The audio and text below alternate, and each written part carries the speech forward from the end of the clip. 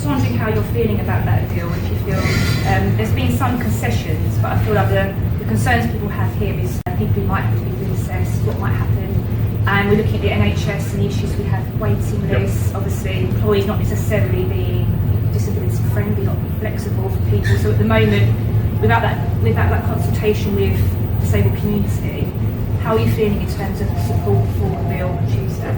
I think there's lots of good things in the bill. So it is putting £1 billion into helping people into work. And there's lots of support for people to get into work. So the right to try a job, and if it doesn't work out, come back and be on the same benefits package. I've already started looking at the sort of employment support that people are going to get and the assistance on reasonable adjustments by employers to get people into work. And in the end, if we can get people into work, that's the right outcome. In terms of the PIP debate, today's been really useful for me, so I will certainly take away everything that people have said to me and reflect on it in advance of Tuesday's vote. I'm pleased that the government has come up with a package of concessions which essentially say everybody who's on a current entitlement can keep that entitlement. I think that's very important. In terms of the future, as I say, I'll reflect on what people have told me before I vote on Tuesday.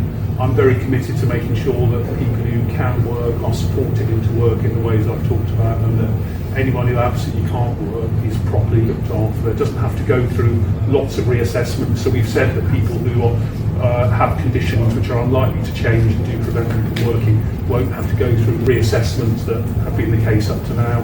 I'm very pleased also that for the first time in I think a decade there's been an above inflation increase in universal credit. And also we've been able to extend additional benefits to people who are on universal credit. So for instance, everybody on universal credit who has a child will now make sure that child is eligible for free school meals, take more than £100 of the children out of poverty, and I'd like to see us do more on child poverty as well. So I'd just like to say a big thank you to everyone for sharing your situations and your stories with me today, and as I say, I absolutely will take away what you told me and reflect on it.